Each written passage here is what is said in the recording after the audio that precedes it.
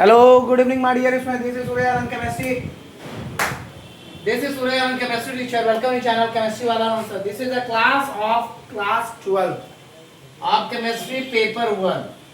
Paper 1 class 12 class. So my dear students, let us understand the today's source today. Unit number 3 electrochemistry.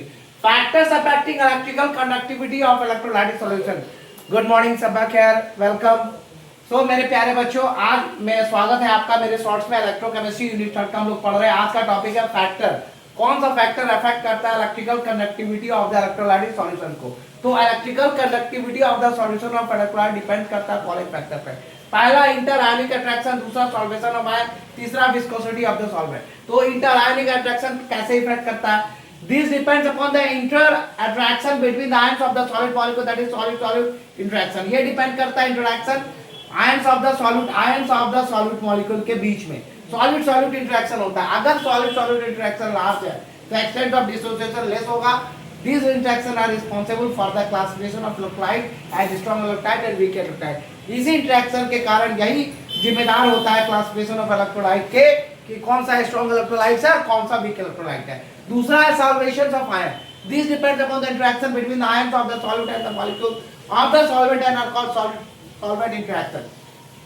If the solute solvent interaction are strong, the ions of the solute will be highly solvated and the electrical conductivity will increase. ये depend करता है interaction ions of the solute और molecules of the solvent के बीच में, जिसे हम लोग solute solvent interaction कहते हैं। अगर सॉल्यूट सॉल्वेंट इंटरेक्शन स्ट्रांग है तो आयंस ऑफ द सॉल्यूट हमेशा हाईली सॉल्वेटेड होगा और उनकी इलेक्ट्रिकल कंडक्टिव लेस हो सकती है।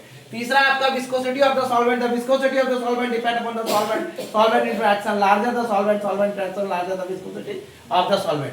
तो viscosity of the solvent depend करता है सॉल्वेंट इंटरेक्शन के ऊपर।